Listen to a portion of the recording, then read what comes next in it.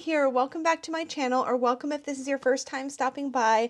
Today I am sharing with you a new Road So Far update on my tarot deck that is currently in progress, the Unicorn's Journey Tarot. If you didn't already know that I'm creating a tarot deck, surprise, I'm creating a tarot deck. And Francesca Paocchi, the illustrator, and I have been working on this for some time, and we're making steady progress. I like to tell everybody when I do these updates that these updates are few and far between. I do one of these every time we have completed an entire suit, and I can share the entire suit with you, and once I have shared all of those cards with my newsletter subscribers. So if you want to be the first to receive art updates on the Unicorn's Journey Tarot, remember that you can do that over at unicornsjourneytarot.com, where you can sign up for the newsletter and just be the very first to get art reveals. I roll out updates to that newsletter about twice a month with new card updates and information about the progress of the deck. So if you want to follow along, that's where you want to do it. I did get a haircut and I have not done anything with my face. This is just a chill hangout, talk about the deck. Now, in these Road So Far updates, I like to show you all the art up to the point the update is covering. So today we're going to show the majors, the suit of fire, which is equivalent to the suit of wands, and the suit of water, which is the new stuff I'm showing here on YouTube. It's going to be really exciting. I'm going to do my very, very best to breeze through the majors and the suit of fire because I've covered them in great detail in previous updates. So I will link for you up in the cards on the screen here and in the description box down below the links to my prior update and to the playlist where you can watch all of the updates that I've made on this deck so far. Now, without further ado, let's get into it. So we begin with the Fool. Now, if you're new to this deck, just a brief overview of the story. Mystic is the main character. This is the little unicorn without a horn that you see here in the Fool image. Mystic is the main character throughout the entire deck. I've created this deck to tell a story. So there is a storyline that runs through every single suit, and that also ties all 5 suits together. The majors, the minors, all together in a narrative story. And the story does begin in the Fool, and then moves through the wands or the fire suit, the cup suit or the water suit, the sword suit or the air suit, and the earth suit, which is traditionally the pentacle suit. And I've renamed my suits after the elements. So instead of wands, cups, swords, pentacles, you will see in my suit it is fire, water, air, and earth. So each of these stories strings together. It's one long journey. I'm telling Mystic's story from, I guess, I don't want to say beginning to end, because I guess Mystic's story never really ends, but that is essentially how the deck is created. Now, Mystic begins the story as the Fool, not really knowing who they are. They don't know their story. And so the major arcana is all about Mystic's journey to self-discovery, which is sort of how I like to work with and view the major arcana. Now, with that out of the way, I'm going to try to synopsis this. It's very difficult for me because I'm very passionate about this deck, but I'm going to try because I get into it in so much detail in all the other updates. But here we have the Fool artwork. Next we have the Magician, and this is the card that illustrates Mystic's potential. So here, as Mystic is sleeping, this star shines like a light down, illuminating that future potential for Mystic, showing where Mystic's horn should be or would be in the future. And there's 4 elemental symbols here. In the High Priestess, Mystic's third eye or intuition begins to awaken.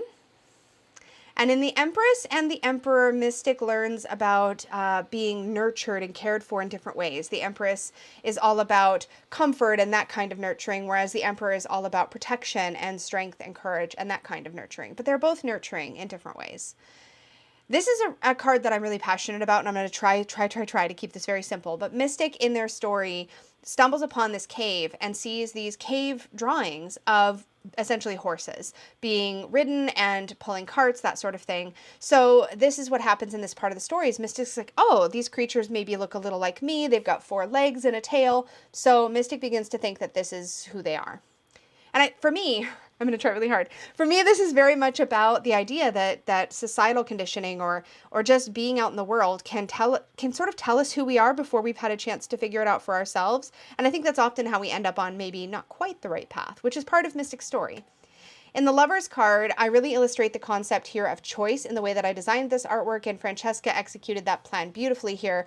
Mystic is trying to decide. There's 2 paths. There's a fork in the road, literally.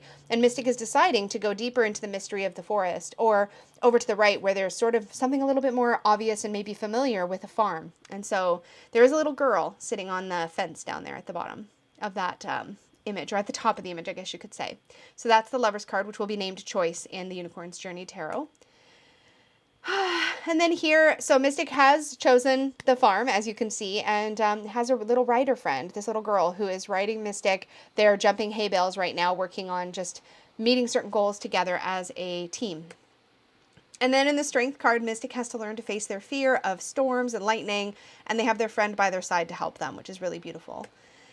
In the Hermit, Mystic retreats, there's a little hint. You can see that same star that you saw in the Magician card also shows up here in the Hermit card, sort of just in the window there. And I love this card so much. It's so beautiful. I love the way this image came out. I think it's really beautiful. So I love it. And then we have Mystic's friend now. It's the Wheel of Fortune, and this is a change in Mystic's destiny and in their future, something that Mystic can't control here as their friend is going back to school. Summer's over and everything's changing. Mystic's friend is changing too, so there's a lot here happening in this image. And as Mystic's friend continues to get a little bit older, we see Mystic having gotten into some trouble in the mud. This is the Justice card, which for me is all about consequences and accountability. And here Mystic is facing the consequence of their choice to roll in the mud. They're having to get bathed, and their friend doesn't look too pleased. Here in the Hanged One, Mystic is longing to get outside in the sunshine. I love the little sweet possum here with a nod to the traditional imagery, to something hanging upside down there. Sweet little creature. And Mystic's friend is really just busy studying. And if you look really closely at this image, it'll probably be difficult to see on your screen here. But Mystic's friend is actually studying mythology. And there's a unicorn graphic on the book that's open in her lap, which is really, really cool. I love that the insight is there. The perspective shift is there for them if either one of them are looking for it, which I think is pretty great. Oh, this Death card gets me every time. So Mystic's friend has continued to grow and change and has now basically reached adulthood. It's time for Mystic's friend to leave the farm. And so they're exchanging a tearful goodbye. There's a butterfly here, symbolic of the ending, the rebirth, the change, the transformation that's occurring in this card. And Mystic is sort of trying to come to a place of peace and balance after losing their friend. It was all about sort of fun and growing and changing before then, and now everything's shifting, and so Mystic's finding their footing again here, and I love that. There's a little yin-yang symbol on a stone that is, the stones here, the brook is calming, like it goes through the stones like a literal dam, and it moderates the flow of the little river. So we see that symbolism. We also have Mystic, of course, with one hoof on land and one hoof on water. So we have that symbolism there that we like to look at. If you look in the reflection of the water, there's a little hint of Mystic's horn beginning to emerge in the artwork. And then in the Devil card, I love this Devil so much. This card actually went through a lot of changes in my mind as I was developing this deck, and this imagery means so much to me. It's this idea of, for me, the Devil card is about repeating habits and patterns. They may be comfortable, or they make us feel good in some way, but they're not getting us anywhere, right? We're just walking the same loop. But there's that element of sort of being stuck in it, being trapped or in bondage. And so we see that here. Mystic is technically tied to the post, but like it's like one shake of Mystic's head and they could be completely free of this pattern. And then in the back, we see that the fence is broken and there's a path beyond, really just inviting Mystic to break away from this conditioning. And so that's there. Mystic's maybe not seeing it just yet. This Tower card is so powerful. The barn, of course, has been struck by lightning, has caught fire. What's really powerful to me about this Tower card, and again, clearly I can't shut up. I'm sorry, I'm trying. But Mystic had the lesson in the Strength card about learning to face their fears, and because of that, they're now able to calmly walk away from this blaze while the other farm animals are flipping out in the background. And to me, that really shows, again, Mystic's growth and trajectory through the major arcana, which was really important to me to find a way to tell that story here. And I'm really pleased that what I imagined in my mind sort of worked out once it was illustrated. This star, this is one of my favorite images of the entire deck, but I have a very deep fondness and love for the star card in general. It's one of my birth cards or life path cards, and it's really a powerful one for me. And so Mystic looks up and sees that star, and again, we see the same star. So that same star is sort of following Mystic through their journey, and it is a part of this deck. It's a very important piece. It's sort of Mystic's connection to everything else and everyone else. It's that higher self, or that guidance from the universe, or however you want to see that. But there is this sort of connecting point. And here the star Mystic looks up and sort of finds their way again and finds their hope again. And again, in the reflection, we see Mystic's horn. And it's like every time we get a glimpse of this possibility for Mystic's horn, it becomes clearer or more, it feels more within reach. And Mystic still hasn't noticed, like still doesn't realize this about themselves, but we're starting to see the evidence, you know, the hints. And then Mystic faces their fears and goes into sort of the wildness of themselves as they try to figure out what's next for them. And they kind of move through that discomfort in the moon card, which we see here. And this little wolf will show up again, as will the sweet fox that you see on this card. And they're both howling at the moon, but Mystic is just trying to make their way through the shadows of the forest. Oh, okay, I'm so excited about this card specifically because I finally get to show you the tie-in, but we'll get there when we get there. In the meantime, Mystic sees another creature in the forest, and on this image it's a little bit difficult to see because I'm using a low resolution image for these walkthroughs, these Road So Far updates, but that is a unicorn that is sort of seafoam green and has a pearlescent horn, and Mystic sees this creature out in the sun, and Mystic chooses to chew free of their bridle to sort of go join this creature that looks a lot like them but has this horn. And it's just this big moment for Mystic of really just sort of, to me, it's this disrobement.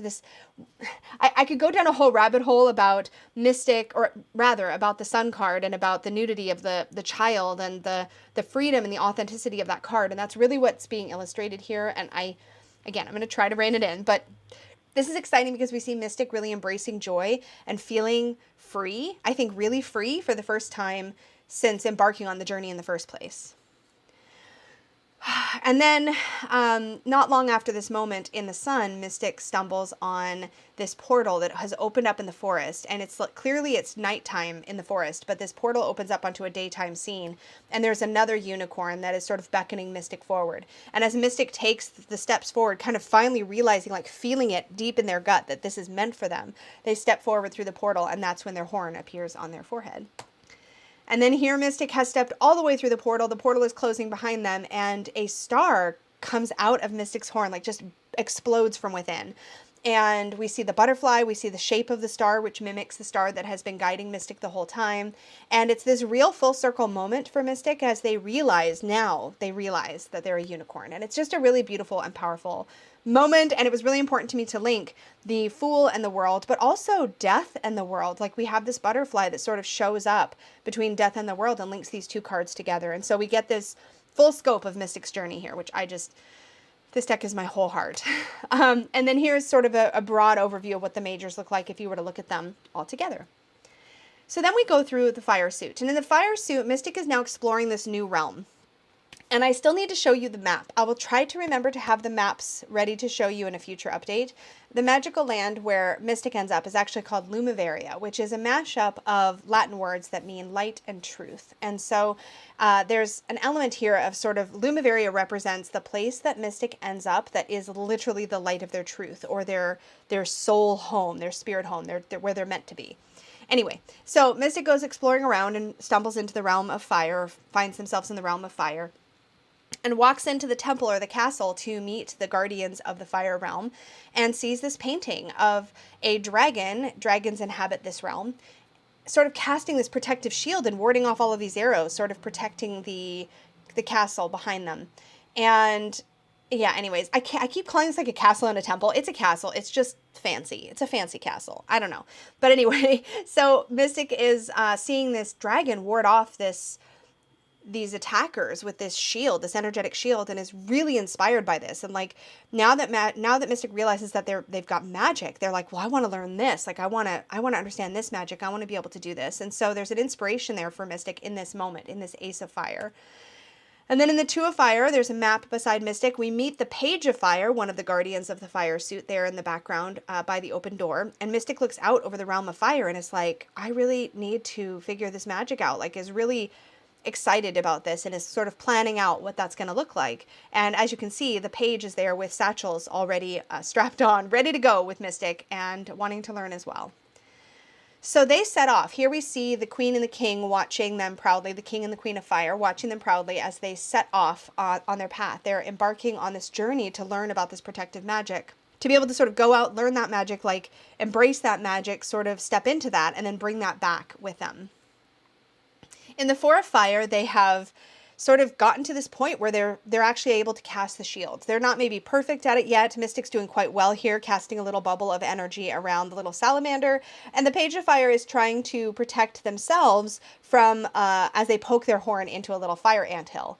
And there is that wolf again that we saw in the moon card now in the background. And so again, there's these little tidbits. We also see dragons. We see a dragon flying here, and we see a few of them in the background on the 3 of Fire. We saw one in the 2 of Fire as well, just sort of flying around. So we can see that the dragons live here and that the fire unicorns are sort of the guardians of the realm. But anyways, here they're sort of, I'm all over the place, y'all.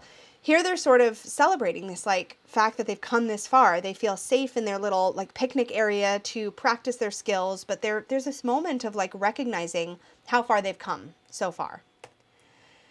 In the 5 of Fire, there's an opportunity to participate in sort of a competition to test their skills. And so Mystic goes into this competition and is testing the protective magic with the dragons and is holding their own. You can see that there's a fire unicorn in the background there next to a pedestal that holds a little necklace. That is the prize for the winner of this competition. And we see other fire unicorns in the background and dragons in the background and 5 torches along that back wall. The suit symbols here are less important to me. I want them to be there so that they're there as like a reminder of what that card is, but it will be labeled. It's more important to me to show the story. And you'll notice that throughout the entire deck, that my focus isn't on like 5 of these or 7 of those, although I try to make sure that that's in there. It's more on what's happening, what is happening in the scene. And so here Mystic is really stepping into the ring and testing their abilities, which I think is so cool. And then, of course, Mystic wins, which is awesome. So here in the 6 of Fire, there's some dragons flying and celebrating and fireworks, and the knight is sort of proudly standing there as Mystic accepts their prize, this ruby necklace that they immediately put on, and they have a laurel wreath on their head, which I think is just so awesome. The 7 of Fire is the first time that Mystic needs and uses this protective magic out in the world and it's one of those moments where the 7 of Fire to me always feels like a moment where we realize that we have more power and strength, more courage, more metal, I guess, than we realized because we're tested. And in this case, it really shows that sometimes it's easier to draw up on those inner reserves of power and strength when we're doing it for somebody else than when we're doing it for ourselves. So here Mystic is trying to protect this little baby dragon from some attackers. And it's really brought this whole moment home that this was the whole reason Mystic wanted to learn this magic in the first place, to be of service or to help others, to protect others. And so we really see Mystic sort of casting this quite powerful shield here as these 7 attackers with their spears are coming at them. And I love this card so much, but also this is sort of the first time that Mystic becomes aware that these attackers are even anywhere nearby. And of course, Mystic, along with the dragons of the realm, start racing to go warn the people at the castle and the guardians that this army is obviously in the area and is coming to attack again. And so we see them racing forward in the 8 of Fire, like as fast as they can to get to the castle. But the Knight of Fire, you can see in the distance, is like, I'm not waiting for anybody. I'm going to go deal with these attackers. Clearly outnumbered. More on that in a little bit. And now Mystic is doing their job. Like, they've come back to the castle and they're trying to keep this shield up and protect the castle entrance from these attackers. And in the background, we see the Queen of Fire shepherding or trying to protect some little dragonlings and get them out of danger. Also, we can really see how Mystic's shield, it's a lot. Like, Mystic is new to this ability, and being able to protect the entire castle is an awfully big ask, but is doing the best they can. They're really trying to sort of hold their own here, but you can see some cracks in the shield beginning to form. And then in the 10 of Fire, Mystic's really struggling with the weight of all of this. Their shield is starting to kind of crumble and fall apart, and they're just bowed down with just the pressure and the overwhelm of trying to keep up this shield. And that's when the King of Fire comes in and adds his strength to Mystic's strength. And together they're able to re-strengthen the shield and protect the castle. In the background, we can also see that the dragons are turning the tide of battle with some very well-placed fireballs from their mouths. So, loving that. And then we get into the courts, and I'm going to just breeze through here because I cover these in a lot of detail in the last update. But here we have the Page of Fire, and I've shown here on the left some other cards where you see the Page of Fire. So we see the page in the 2, we see the page in the 3, and then over to the right we also saw the page in the 4 of Fire. But here the page has their own card, and you can see that they had been poking their horn into that anthill in the 4 of Fire, and now we see that the ants are crawling down that horn, and the Page of Fire is looking a little bit worried. Maybe shouldn't have been poking the horn into the ant hill. Just thought. But there's this idea with the page of maybe getting themselves into scrapes and such. And so we see that here with the page. She's so cute though. I love her. And then we have the Knight of Fire. So the Knight of Fire is the big card to the far right here. We get a close-up of what was happening from the Knight's perspective as they rushed into that battle, waiting for reinforcements to arrive. And so it's kind of a flip of the Eight of Fire. And we also see some other cards where we saw the Knight of Fire earlier in the suit.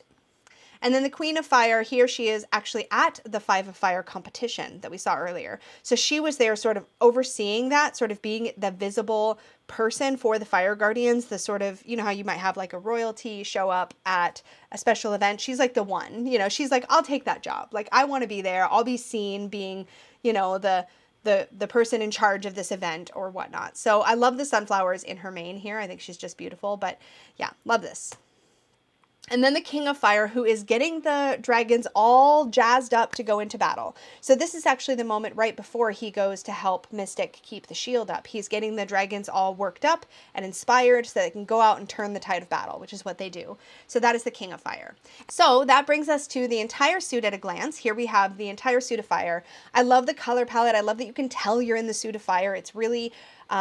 there's lots of flashes of red, and there's a lot of sort of night scenes, but we really get that light and that fire coming through for the whole suit. But Mystic's story overall here really is about recognizing that they can put themselves out there and do something that maybe the old version of themselves, the younger version of themselves would have thought, well, no, the dragon's casting this shield, so it must be for dragons, not for me. But one of the things Mystic learns through the major arcana is that they're capable of more than maybe they think they are. And so they really put that to the test in the suit of fire, and they really put themselves out there, and they step into the ring, and they try the new thing, and they get there in the end. They get to learn this new bit of magic that ends up being really helpful to their friends. So it's a really cool story to me to see somebody's progression through the suit, and I love seeing that with Mystic here. I'm a total nerd, and I'm sorry, and I can't shut up, and I'm trying. But let's get into the water suit.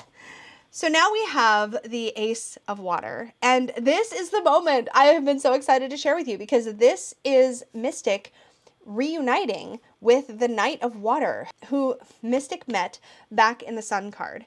So if you remember the Sun image, when Mystic stumbled upon another unicorn that was seafoam green, it was the Knight of Water. And so Mystic sees this familiar face, and they instantly are like, oh my gosh, it's you. It's that kind of a moment.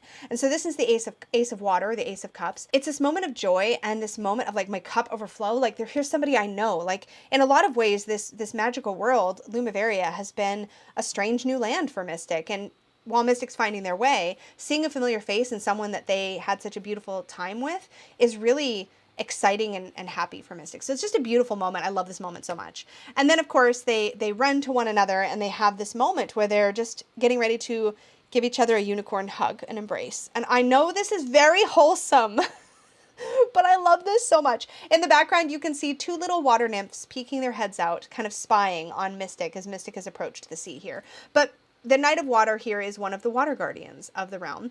Mystic doesn't know a lot about him, but they just know that this is somebody who's meant to be an important part of their lives. And so they're connecting here, and it's beautiful. I love it. The Three of Water shows Mystic playing with the Page of Water here, and one of the water nymphs. They are all casting different kinds of magic, just having a little grand old time playing at the water's edge here. And Mystic is still new to this realm, doesn't necessarily know a lot about the characters here, the inhabitants of this realm, but is really enjoying getting to know them. And here in the Four of Water, Mystic has gotten quite comfortable at the water's edge. And what's interesting here is that we see Mystic looking out at the nymphs that are playing and splashing about in the water, and completely missing the Knight of Water, who is in the water. At this point, Mystic has not seen that the water unicorns have a water form and actually live in the water. She's only ever seen the Knight of Water in his land form, because of course the water unicorns have both a land and water form, much like a mermaid. This is like sort of a callback to the movie Splash, and probably other mermaid movies too, but this idea that when wet or when in the water, these water guardians are in their water form, but when they're on land and dry, they are in their land form, and they look just like seafoam green unicorns. But anyway, the King of Water is trying to get Mystic's attention here, and Mystic's missing it. Mystic's a little too busy looking at the nymphs playing and just being comfortable. And a lot of this has to do with just Mystic being in their own comfort zone and maybe just not wanting to see other information. I'm sure that's not relatable to any of us for any reason whatsoever. And of course, in the Five of Water, Mystic has now seen that the water unicorns don't actually live on land, they live in the sea. And so in the background, we can see here the Knight of Water and the Page of Water swimming away in their water form. And Mystic is just devastated because as far as Mystic was concerned, this was maybe where Mystic was going to have a home with the Knight of Water, this friend that they'd made back when Mystic was in the mundane world.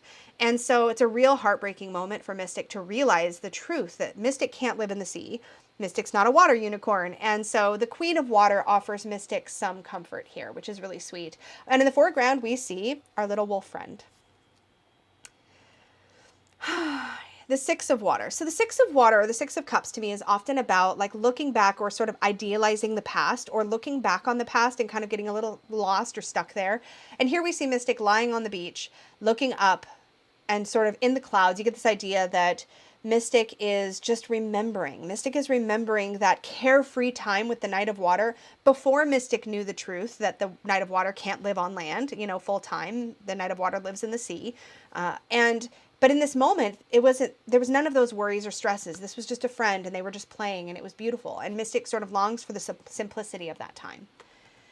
And then the Seven of Water. I love this Seven of Water so much, and it took me ages to sort of plan this out and get it all written down because I really wanted each of these symbols to have a meaning, and they do. So I will be covering that in the guidebook. Speaking of which, I'm going to be answering a couple questions that my members asked me near the end of this Road So Far update. So if you want a couple of other bits of information, little tidbits, juicy little morsels, make sure you stay till the end.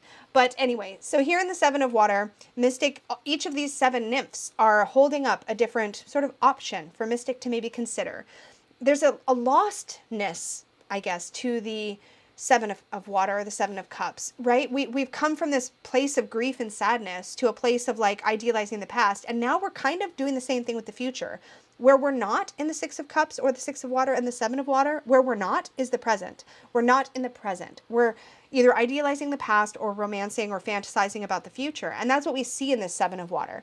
Mystic's like looking at all these possible options, like what are they going to do next? There's an uncertainty in the Seven of Water, and we see that illustrated in this image.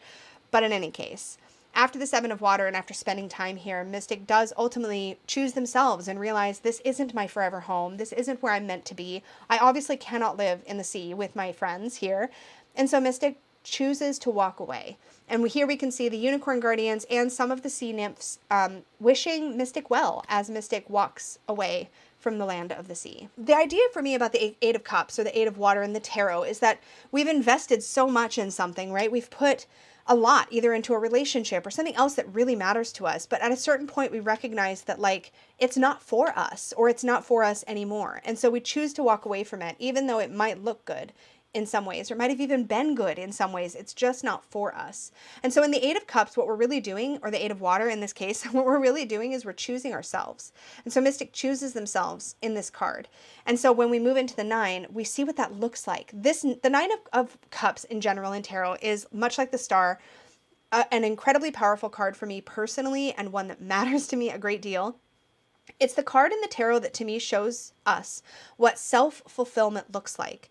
And I actually get a little bristly.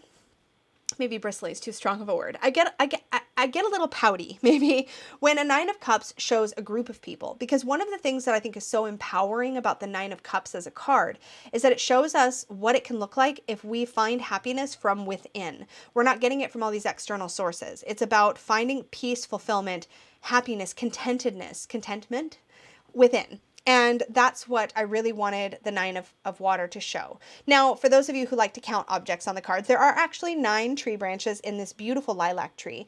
And so Mystic here is just having a moment of just pleasure and contentment and happiness and fulfillment all by themselves, which is really the first time Mystic has found that. In Temperance, there was some of that, but Mystic was still not fully alone. They were still living at the farm. Here in the Nine of Water, Mystic is really alone, but is found that inner peace, has found that inner calm, has recognized that their future is theirs to make. And so there's a whole sensory moment here where Mystic is just smelling the blooms of the lilac trees that are kind of drifting out of the trees in the wind, and like enjoying the babbling brook behind them, and just being in this contented, beautiful moment.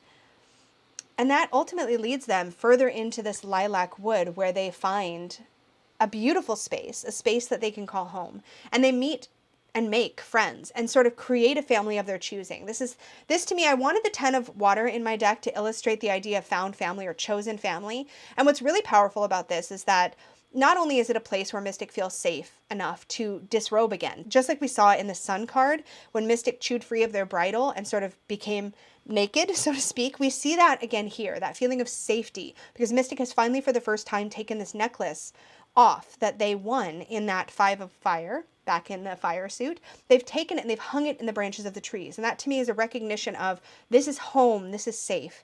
And you can see they now have a family. They have a little family of foxes and rabbits, and there is the wolf that has been sort of keeping an eye on Mystic the whole time, kind of there in the shadows, just sort of nearby, watching Mystic. And the fox. There is this idea of finally finding your place. And that's what happens here for Mystic. And it's so beautiful and I love it so much. Okay, I'm going to try not to be a total geek. I can't. I love it so much. The court cards. So as I did in the fire suit, the court cards are meant to show a different perspective on a scene or an event we saw earlier in the suit.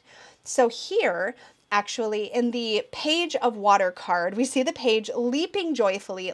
These court cards are my favorites, I have to say. But, well, I can't, I mean, I'm also very, I kind of like, I can't spoil. I'm not going to spoil. I'm just going to say these are among my favorites. I love all the cards. I'm such a fan of this deck, which is so ridiculous because I'm making it. But it's really exciting to have had the idea of what I wanted to see in these cards for so long, and then to see them show up in actual like artwork has been, again, the most magical experience ever.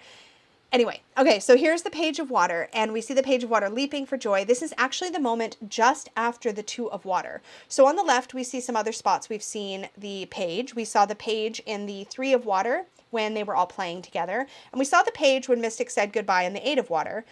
But what we really want to show here is that this is the moment just after the 2 of Water. So on the right, I have the 2 of Water, so you can see that this is a flipped perspective on that moment, only this is just after. So the Mystic and the Knight of Water have just gone from like sort of crossing their horns to actually full on hug, like unicorn hug. It's so cute.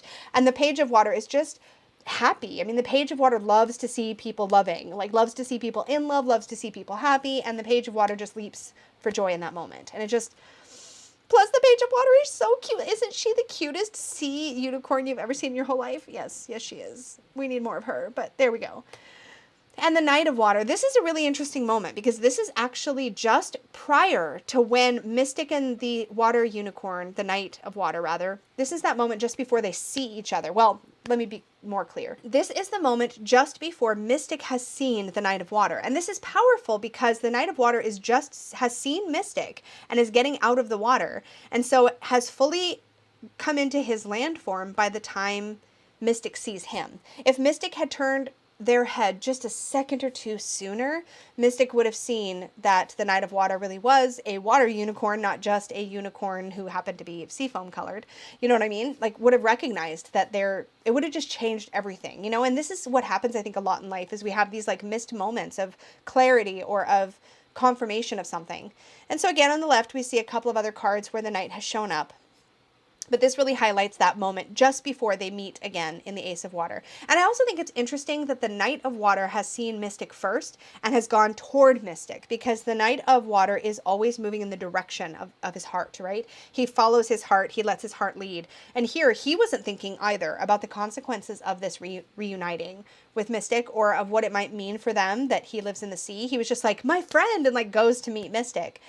You know what I mean? It's that whole letting your heart lead you, but not always thinking through the consequences that we kind of see in the Knight of Water here. And then we have the Queen of Water. I've shown this 8 of Water as like an example in like all these court cards. But anyway, the Queen of Water, we see her primarily when she comes to comfort Mystic in the 5 of Water. So Mystic has figured out that the water unicorns live in the water. And so here, this is the moment in the Queen's individual card, which again, these individual court cards are so gorgeous. I love how we get to see all of the beauty of their form. But anyway, the Queen of Water has just spotted Mystic's like face as they've realized that the Knight of Water and Page of Water live in the water. And so the Queen knows, like that empathy kicks in and the Queen is like, oh my gosh, Mystic's going to be heartbroken. I need to go comfort this creature, this friend. And so the Queen of Water is getting ready to swim over and comfort Mystic in this moment. So that's what's happening in this card. And again, we saw that wolf come in. The King of Water, the king has such an interesting dynamic to me, because in this suit, we see the king show up in the Four of Water to sort of offer wisdom, to offer knowledge to Mystic, who is just kind of got blinders on, like only seeing what they want to see. And so we see that in the Four of Water. And so when the King of Water is watching Mystic walk away just after the Eight of Cups, which is what we're seeing in the King of Water's portrait card here, he couldn't be more proud, right? He recognizes that Mystic faced difficult truth and has chosen to do what is right for Mystic. And that just makes the King of Water, the King of Cups, just feel like a proud daddy. You know what I mean? Like, that's kind of the energy of this card, is he's proud of Mystic. He's proud of Mystic for choosing Mystic in this moment, of choosing what was best for Mystic, and not sort of getting bogged down in what maybe Mystic wished things could have been. And so the king watches Mystic leave with this pride, you know? That's the point here. And there is what all of the water cards look like when you see them at a glance. And there's a bit of a shift in the color palette in the 9 and the 10, because that is when Mystic finds, you know, their true home. But I thought that was really important to show that shift. And that will also transition us a bit into the rest of the story. But that is an important piece, because the 8 is the departure. That's the moment when Mystic leaves the realm of water ultimately and moves deeper into, kind of goes into the woods and tries to find their own way. I cannot. So the whole theme, as I mentioned, the theme of the fire suit is all about sort of letting inspiration take you to places maybe you didn't think you could go, sort of testing you and bringing you into a place of recognizing your own inner power. So the suit of fire is about Mystic learning to embrace their inner power. The water suit is about Mystic learning how to care for their own heart, how to have meaningful connections with others, but also not to lose themselves in the process. And so I hope in these updates that one thing I've made very clear is that this deck has a very strong self-worth theme running throughout it. And of course, that was going to be the case for my first tarot deck. There was no way it wasn't going to be somehow unicorns and self-worth. And so that's the underpinnings of the entire thing. And I can't wait for the next update when I can show you the air suit. But I'm going to go ahead and flip back over. So I'm just going to answer a couple questions that some of my Unicorn Fam channel members had asked. There's just a couple. I did not give people a lot of heads up that I was filming this video. I think I gave like a few hours with a community post. But I wanted to answer a couple of these. One of the questions I had was for one of my members, asked what suit came to me the most easily when conceptualizing the minor arcana. I would honestly say probably the fire suit. I think that's just because I wrote the story in order. Like, I conceptualized the cards in order, which meant that I literally, from Fool to World, and then from Ace to Ten of Fire, and so forth. And so the fire suit, I knew where I was going, right? Like, I knew I wanted each suit. I guess in fairness, I knew that I wanted each suit to tell a specific sort of story about self-worth and tie it into the suit's meaning and its own individual story. So I knew that part. But the fire suit, I feel like, just came really easily because it was the first one and I had no reason to doubt myself yet. And the majors were the easiest because I knew the story I wanted to tell about Mystic. I knew I wanted it to be sort of Ugly Duckling, kind of loosely inspired. And I wanted to tell this story of not knowing who you are and then finding your way. So that was fine. And then when I got into the fire suit, I didn't really have any inner critic kind of slowing me down yet. But when I got to the end of the fire suit and it was time to work on the water suit, that was probably one of the hardest suits for me because the water suit means so much to me personally, especially cards like the 9 of Water, which is one of my favorite cards in the whole deck, and the Page of Water, which is a personal significator for me, and wanting to do justice to these characters and their personalities and like everything I wanted to show. And you know, there's containment necessary just to not get too bogged down in many, many layers of story that I wanted to tell. So that was tricky. But once I got past the water suit, it got harder, not easier. So it's like weird. Water suit was hardest because it represented the moment of like when I can finally start, when I had like this space to start doubting myself, I guess. And then as I moved through each suit, it's like I was so convinced I was going to mess it up as I went through. And so I really had to go through a lot of my own stuff in creating this and just trusting that the story would come across. So another question I got was what sort of content I'm planning for the guidebook. So I'm limiting myself somewhat, only because for me, the most usable, the most practical way to have a tarot set, just to be able to use it in general, is to have a guidebook that fits in the box with the cards. So that's actually an important quality for me. But with that said, I know I can get quite a bit of information into a guidebook that fits with the cards. So I plan for it to be chunky, but tarot sized. So that should give you an idea of what I'm looking at. Probably in the realm of about 200 pages. We'll see what I can get away with the printer. We'll find out. But my goal with the guidebook is to accomplish a few goals. To make sure that Mystic's story comes through in every card so that you know where we're at in the narrative journey that I've created here, but also to make sure that the self-worth theme of each card also comes through. So there will be some sort of highlighted bit of text that lets you know what the self-worth lesson or message of that card is. So if you're using this deck in a self-worth way, you've got that right there for you. So that's one of the things that I want to be able to accomplish. Story. And the other thing is self-worth. Those are the two most important elements to me. Third is that you understand what's on the card, because I think a lot of us share the same thing where we want to know why the card is illustrated that way. And while I'm sharing that in these video updates, and I'm sharing that on the newsletter, and I'm sharing that on Instagram, I want it to be there so that if you're flipped to a card and you're like, wait, what? Why is this like this? You know right away. So those are my main goals for card entries. I absolutely plan to put my Celtic cross in the book. I'm sorry for those of you that don't like the Celtic. I love the Celtic cross. Like, I love it with a passion that is true. My version anyway. So yeah, that will be in the book for sure.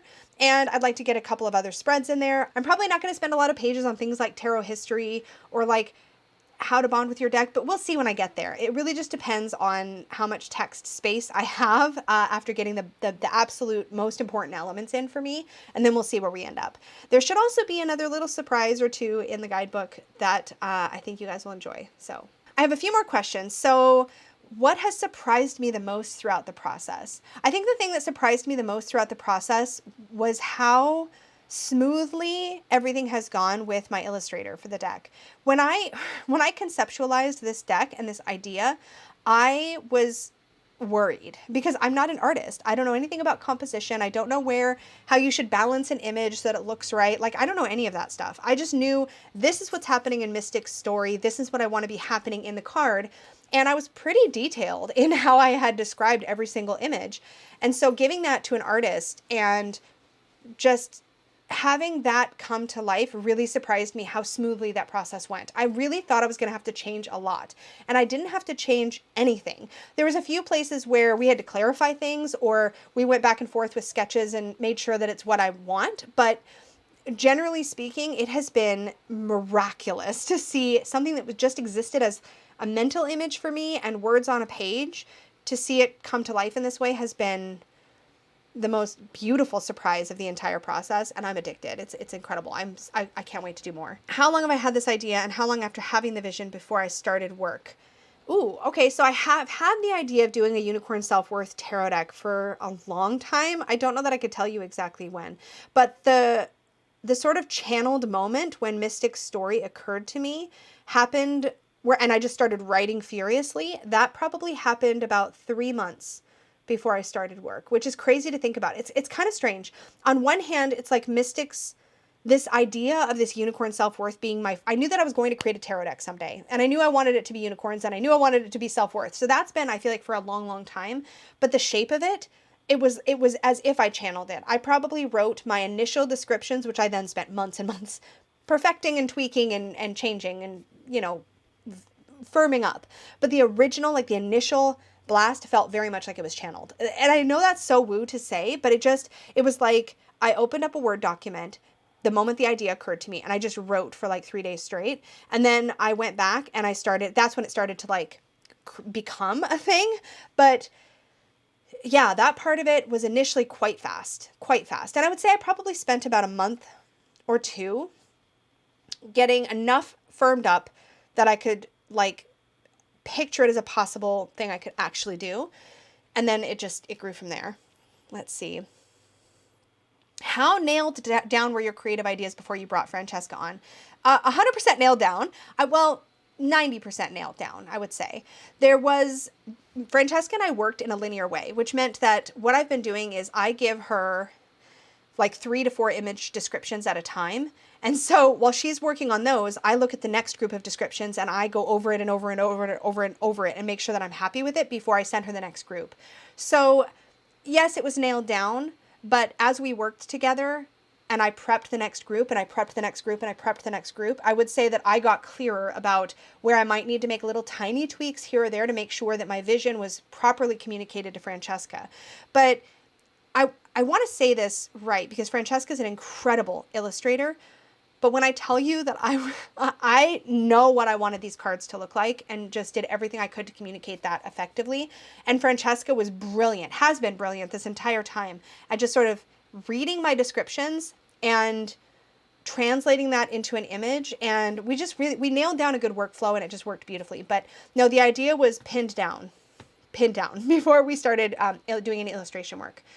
And what am I planning for guidebook? Okay, so I answered that. Do I anticipate a little white book or full-size guidebook? I answered that. So full-size guidebook, not a little paper pamphlet, no, but full-size guidebook, but in the box with the cards. Because what I found is I love giant guidebooks. Love them. Have many of them.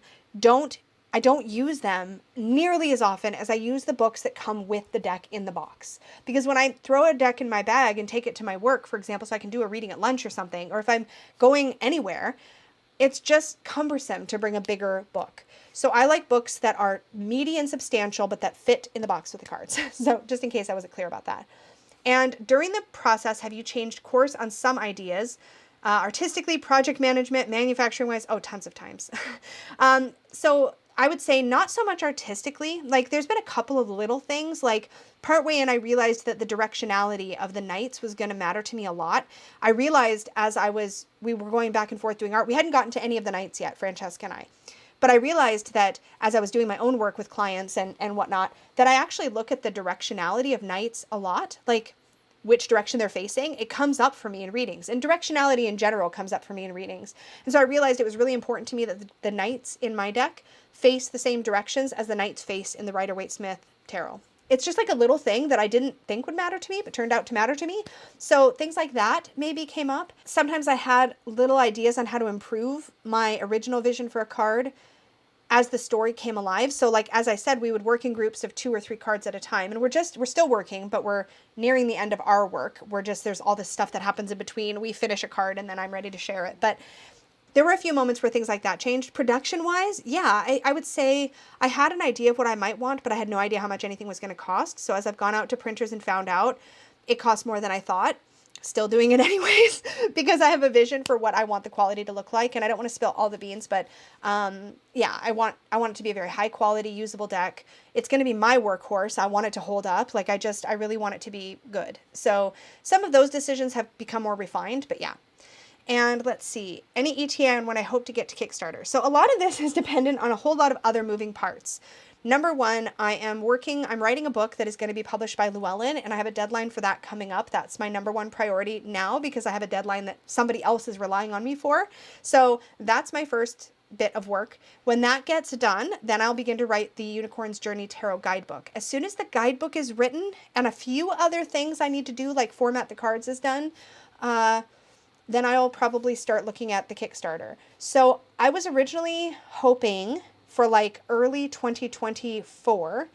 There is a chance it could be sooner. I'm knocking on all the woods and crossing all the fingers. We'll just see. We'll see.